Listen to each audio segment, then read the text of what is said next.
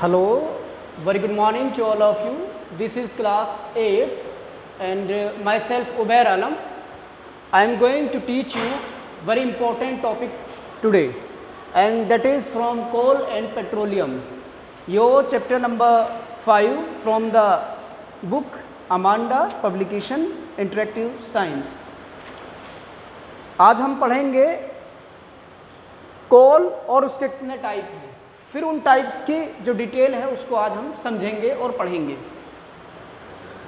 सबसे पहले आप देखिए कि कोल कितने टाइप का है। कल हमने बात की थी कोल बनता कैसे है, मतलब इससे पिछले वाले जो लेक्चर दिया था उसमें बताया था कि कोल बनता कैसे है, पेट्रोलियम बनती कैसे है।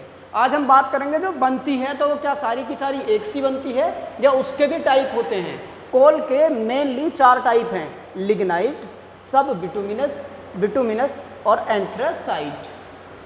लिग्नाइट कोल की अगर हम बात करें तो ये ब्राउनिश इन कलर होता है, ब्राउनिश इन कलर, और उसमें भी मोस्टली किसकी तरफ टिल्टेड होता है, ब्लैक की तरफ को, तो हम कहते हैं ब्राउनिश ब्लैक कोल।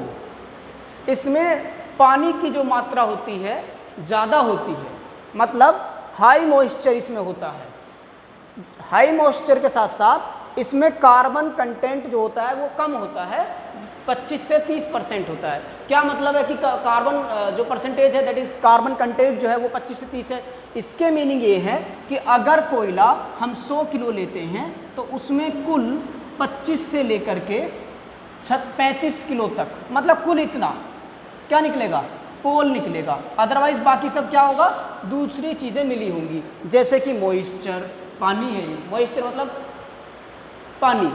तो 100 किलो में कुल 25 किलो कोयला होगा। जाहिर सी बात है जब इतना कम कोयला होगा तो इसमें जब इसको, और ऊपर से इसमें पानी भी है, मॉइस्चर भी है, तो जब इसको जलाएंगे, जलाने पे इससे हमें बहुत लिटिल अमाउंट में हीट एनर्जी मिलेगी। मतलब सबसे कम एनर्जी जो मिलेगी वो इससे मिलेगी, लिग्नाइट से। अब थोड़ा सा इससे बेहतरीन कोयले की बात करें, इससे ज़्यादा अच्छे कोयले की बात करें, दैट इज सब बिटुमिनस कोल। सब बिटुमिनस कोल थोड़ा डल ब्लैक होता है और इसमें कार्बन कंटेंट 35 तक तो इसमें होता है, 35 तक हम गिनते हैं लिग्नाइट में, 36 से 45 तक सब बिटुमिनस के अंदर आता है। इसमें मतलब कार्बन कंटेंट, ये मान लीजिए कि अगर मैं 100 किलो कोयला लूँ जो सब बिटुमिनस का होगा तो उसमें कार्बन 36 से 45 के बीच, 36 to 45 होगी। तो जब इसमें हमने कहा था very little heat is form, इसमें बहुत कम हीट मिल रही है लिग्नाइट में, तो जाहिर सी बात है जब यहाँ 36 से 45, वहाँ तो कार्बन कंटेंट 25 से 35 है, 25 to 35 है, यहाँ पर कार्बन कंटेंट 36 to 45 है। कार्बन कंटेंट बढ़ेगा तो हीट एनर्जी, जो जब ये जलेगा तो हीट एनर्जी ज़्यादा होगी, किसके मुकाबले में ज़्यादा होगी, लिग्नाइट के मुकाबले में। तो यहाँ क्या लिखा है, heat, higher heat than lignite.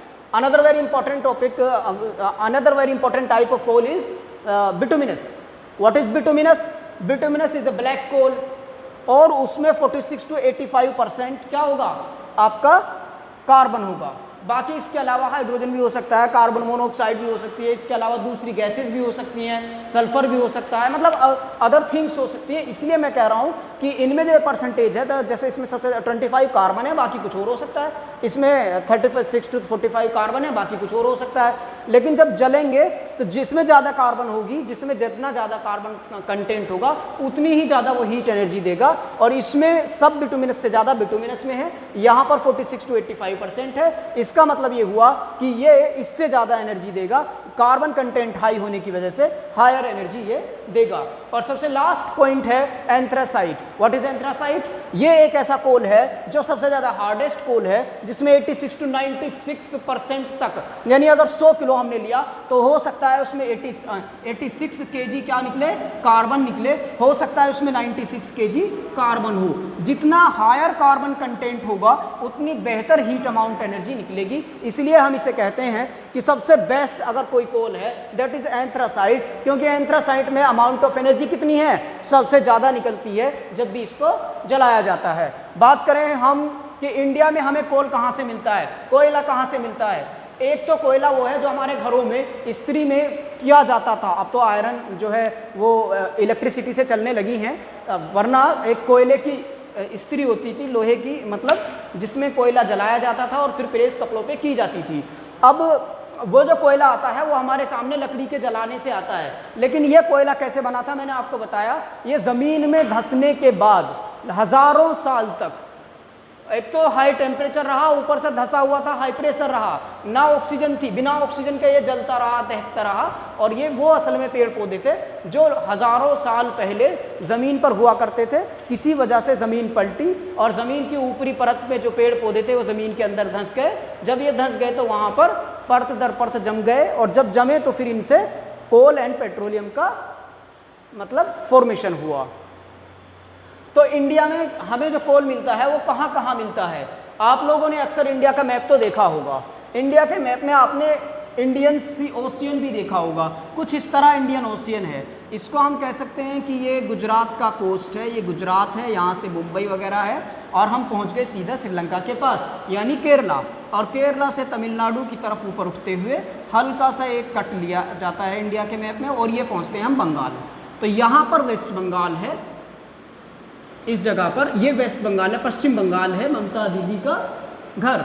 इसके अलावा हम बात करें, ये उड़ीसा है, ये वाला उड़ीसा है, ये पश्चिम बंगाल है, यहाँ बिहार है, ये झारखंड है, छत्तीसगढ़ है, इसके अलावा ये मध्य प्रदेश है, यहाँ पर मध्य प्रदेश है इंडिया में, ये गुजरात है, ये महाराष्ट्र है। पर ये जो रीजन मैं दिखा रहा हूँ आपको, जैसे वेस्ट बंगाल मैंने आपको लिख के दिखाया वेस्ट बंगाल, उसके बाद मैंने आपको बताया ये वाला उड़ीसा, ये उड़ीसा मतलब ओ, इसके बाद मैं झारखंड कह रहा हूँ, ये झारखंड है, इसके बाद मैं आपसे कह रहा हूँ छत्तीसगढ़, ये छत्तीसगढ़ है, और मध्य प्रदेश ये एमपी है, और तमिलनाडु इस यहाँ पर ये वाला इलाका जो है ये तमिलनाडु का इलाका है, टीएन तमिलनाडु।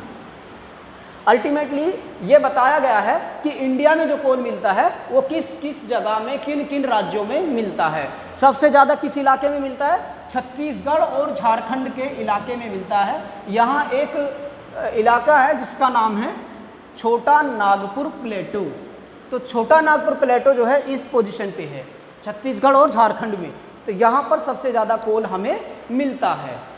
अच्छा, कोल के यूज़ क्या हैं? इसको बड़ी बड़ी फैक्ट्रीज़ में, बड़ी बड़ी जगह पर इस्तेमाल इसलिए किया जाता है क्योंकि हाई अमाउंट ऑफ एनर्जी हमें चाहिए। तो जैसे एनटीपीसी होती है उसमें, या इसके अलावा जैसे स्टील के प्लांट्स होते हैं जहाँ पर स्टील को पिघलाया जाता है, स्टील को बनाया जाता है, तो उनमें हाई अमाउंट ऑफ हीट हमें चाहिए होती है। उन प्लांट्स में हम कोयले का इस्तेमाल करते हैं। एक प्रोसेस इसमें और लिखा है, that is destructive distillation of coal. मतलब जब कोल होता, जो ज़मीन में दबा हुआ फॉसिल फ्यूल्स थे उनसे जो कोल एंड पेट्रोलियम बना है, अब उस कोल को हमें निकाल करके प्योर करना है। प्योर करने के लिए हमारे पास 4 चीज़ें होती हैं। सबसे पहले एक बेहतरीन कोक होता है, मतलब उस कोल को जो हमने निकाला है, निकालने के बाद जब उसे हम फ्रैक्शनल डिस्टिलेशन करेंगे, मतलब किसी एक क्लोज्ड चैम्बर में जहाँ पर कि कोई ऑक्सीजन या कोई हवा नहीं होगी। जैसे मान लीजिए ये एक चैम्बर है और इस चैम्बर में हमने कोल डाल दिया है। कोल डालने के बाद ये बिल्कुल क्लोज है, इसको इतनी हीट दी जा रही है, इतनी हीट दी जा रही है, बहुत हाई अमाउंट ऑफ हीट इसको दी है। अब ये कोल क्या होगा, डिफरेंट कैटेगरीज में डिवाइड हो जाएगा। इसमें से एक चीज़ बनेगी जिसका नाम होगा कोक, और जब कोक बनेगा उसी टाइम पे इस कोल में से और भी चीज़ें बनेंगी, जैसे कि कोल तार, कोल गैस। एक बनेगा कोल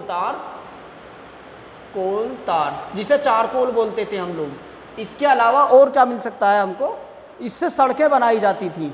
और बनेगा कोल गैस, COAL कोल, GAS गैस। कोल गैस में ज़्यादातर हाइड्रोजन, इसके अलावा कार्बन मोनोऑक्साइड और मीथेन। हाइड्रोजन जलने के बाद अच्छी अमाउंट में हीट एनर्जी देती है। मीथेन भी जलने के बाद, चूंकि इसमें भी कार्बन कंटेंट बहुत अच्छा है, ये कार्बन है तो ये मीथेन है, मतलब मीथेन का एक कार्बन बहुत अच्छा अमाउंट में एनर्जी देता है। इसके अलावा हाइड्रोजन भी अच्छी अमाउंट में एनर्जी देती है, और कार्बन मोनोऑक्साइड भी इसमें पाई जाती है। तो ये बनती है कोल गैस। किससे बनती है? जब हम फ्रैक्शनल डिस्टिलेशन करते हैं, डिस्ट्रक्टिव डिस्टिलेशन करते हैं। किसका?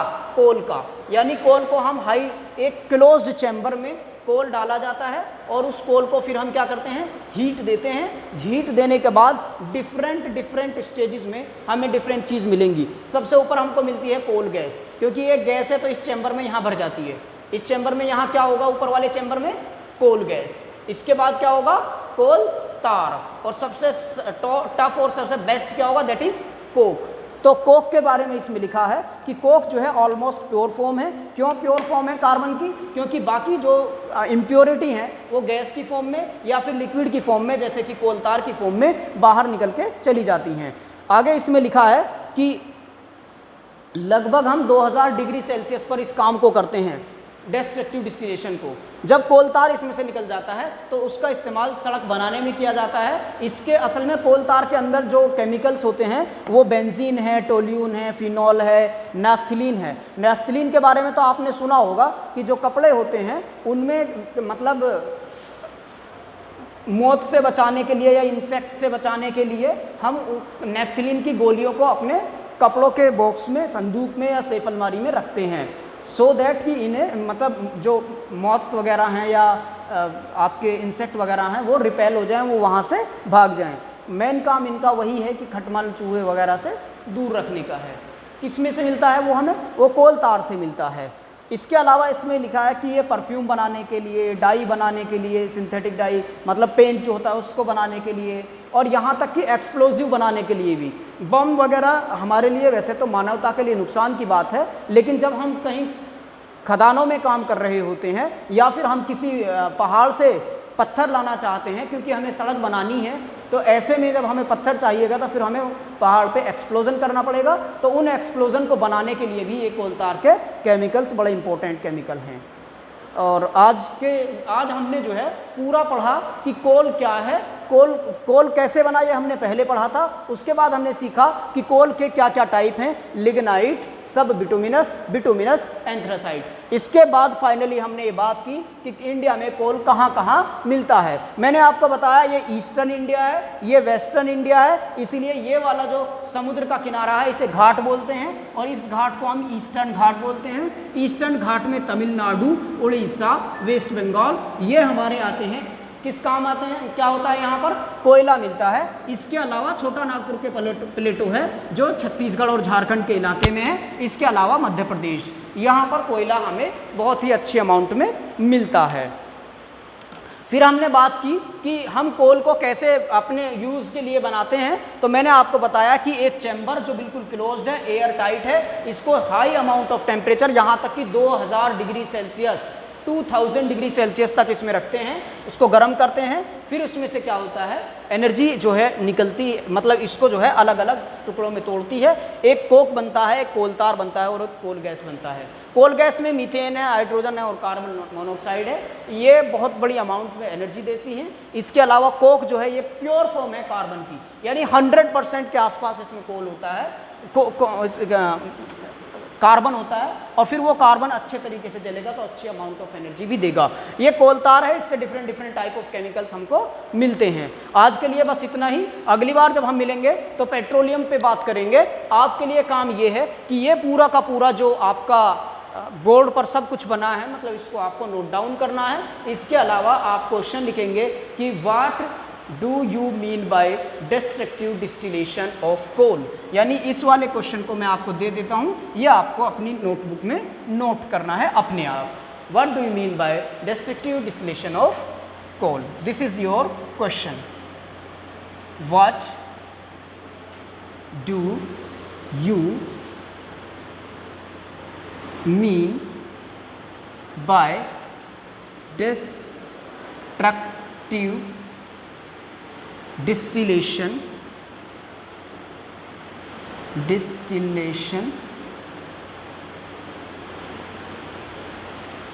of coal.